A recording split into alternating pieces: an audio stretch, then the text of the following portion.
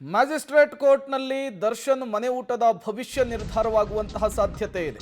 ಜೈಲಿನಲ್ಲಿರುವಂತಹ ನಟ ದರ್ಶನ್ಗೆ ಇವತ್ತೇ ಸಿಗುತ್ತಾ ಮನೆ ಊಟ.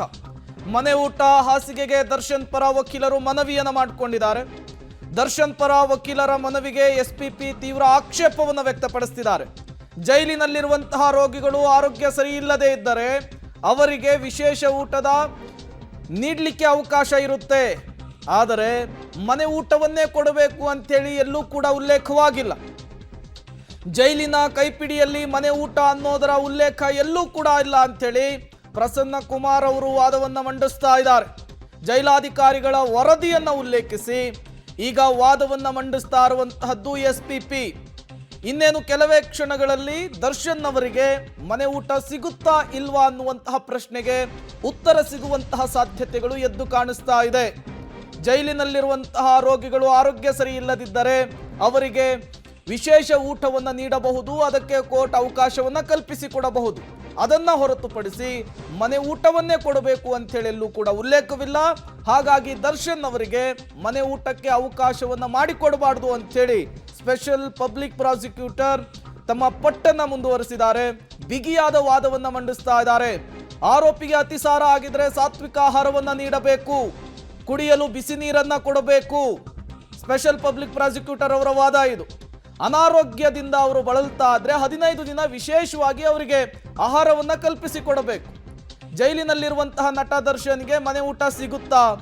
ಮನೆ ಊಟ ಹಾಸಿಗೆಗೆ ದರ್ಶನ್ ಪರ ವಕೀಲರು ಮನವಿಯನ್ನು ಮಾಡಿಕೊಂಡಿದ್ದಾರೆ. ಈಗಾಗಲೇ ದರ್ಶನ್ ಪರ ವಕೀಲರ ವಾದ ಕೂಡ ಕಂಪ್ಲೀಟ್ ಆಗಿದೆ. ಪ್ರತಿದಿನ ಮಾಂಸದ ಊಟ ಬೇಕು ಅಂದ್ರೆ ಅದನ್ನ ಕೊಡ್ಲಿಕ್ಕೆ ಸಾಧ್ಯ ಇಲ್ಲ. ಇದು ಮನೆಯಲ್ಲ, ಜೈಲು. ಜೈಲಿನ ಕೈಪಿಡಿಯಂತೆಯೇ ಇಲ್ಲಿ ಊಟವನ್ನು ಕೊಡಬೇಕು. ಪ್ರತಿದಿನ ಮಾಂಸದ ಊಟ ಬೇಕು ಅಂದ್ರೆ ಎಲ್ಲಿಂದ ತಂದು ಕೊಡೋದಕ್ಕೆ ಸಾಧ್ಯ? ಇದು ಸ್ಪೆಷಲ್ ಪಬ್ಲಿಕ್ ಪ್ರಾಸಿಕ್ಯೂಟರ್ ವಾದಿಸ್ತಾ ಇರುವಂತಹ ವಾದ.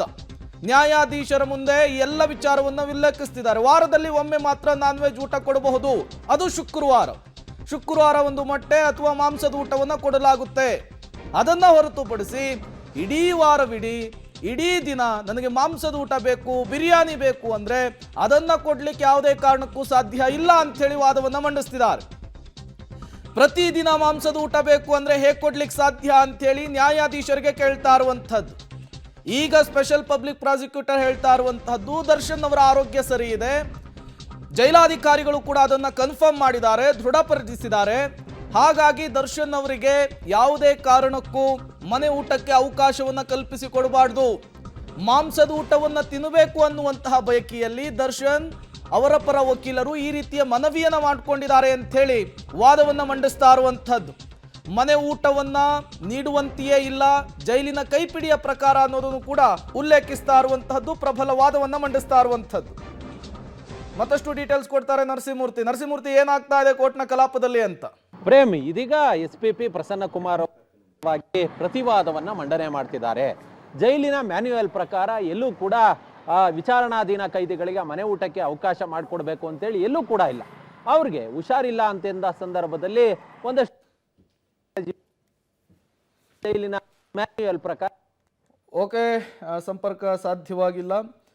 ಮ್ಯಾಜಿಸ್ಟ್ರೇಟ್ ಕೋರ್ಟ್ನಲ್ಲಿ ವಿಚಾರಣೆ ನಡೀತಾ ಇದೆ. ದರ್ಶನ್ ಪರ ವಕೀಲರ ವಾದ ಕಂಪ್ಲೀಟ್ ಆಗಿದೆ.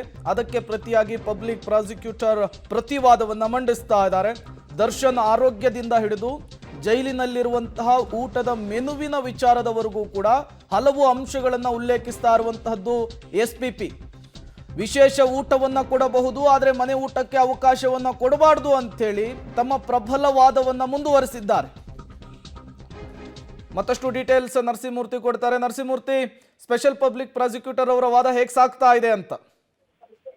ಪ್ರೇಮ್, ಅನಾರೋಗ್ಯ ಇದ್ದಂತಹ ಸಂದರ್ಭದಲ್ಲಿ ಯಾವುದೇ ವಿಚಾರಣಾಧೀನ ಕೈದಿಗಳಾಗ್ಲಿ ಅಥವಾ ಕೈದಿಗಳಾಗ್ಲಿ ಒಂದ್ ರೀತಿ ವಿಶೇಷಯುಕ್ತವಾದಂತಹ ಆಹಾರವನ್ನ 15 ದಿನಗಳ ಮಟ್ಟಿಗೆ ಒದಗಿಸುವ ವ್ಯವಸ್ಥೆಯನ್ನ ಜೈಲಿನಲ್ಲಿ ಮಾಡಲಾಗುತ್ತೆ.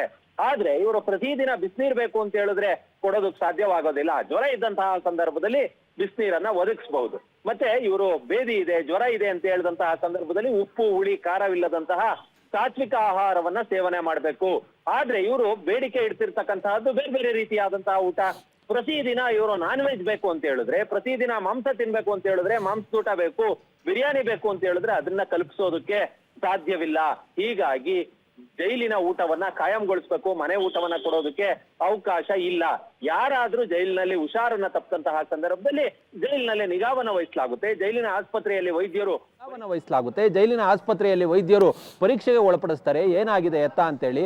ಅಂತಹ ಸಂದರ್ಭದಲ್ಲಿ ಬಿಸಿ ನೀರಿನ ವ್ಯವಸ್ಥೆಯೋ ಸುಲಭವಾಗಿ ಜೀರ್ಣವಾಗುವಂತಹ ಸಾತ್ವಿಕ ಆಹಾರದ ವ್ಯವಸ್ಥೆಯನ್ನು ಇವುಗಳನ್ನ ಜೈಲಿನಲ್ಲೇ ಮಾಡಲಾಗುತ್ತೆ. ಆದರೆ ಇವರು ಬೇಡಿಕೆಯೊಡ್ದಂತೆ ಮನೆ ಊಟಕ್ಕೆ ಅವಕಾಶವನ್ನ ಮಾಡಿಕೊಡೋದಕ್ಕೆ ಸಾಧ್ಯವಿಲ್ಲ. ಜೈಲಿನಲ್ಲಿ ಪ್ರತಿ ವಾರಕ್ಕೆ ಒಮ್ಮೆ ಒಂದು ನಾನ್ ವೆಜ್ ಅನ್ನ ಕೂಡ ಕೊಡಲಾಗುತ್ತೆ. ಅದು ಒಬ್ಬ ಕೈದಿಗೆ ಇಂತಿಷ್ಟು ಗ್ರಾಮ್ ಅನ್ನೋ ನಿಟ್ಟಿನಲ್ಲಿ ಕೊಡಲಾಗುತ್ತೆ. ಅದನ್ನ ಸೇವನೆ ಮಾಡಬೇಕು. ಯಾರಾದರೂ ಒಬ್ಬ ಅಪರಾಧಿಗೆ ಅಥವಾ ವಿಚಾರಣಾಧೀನ ಕೈದಿಗೆ ಈ ರೀತಿಯಾದಂತಹ ಅವಕಾಶವನ್ನ ಮಾಡಿಕೊಟ್ಟಂತಹ ಸಂದರ್ಭದಲ್ಲಿ ಸಾಮಾನ್ಯವಾಗಿ ಇತರ ಕೈದಿಗಳು ಕೂಡ ಇದಕ್ಕೆ ಬೇಡಿಕೆಯನ್ನ ಇಡ್ತಾರೆ.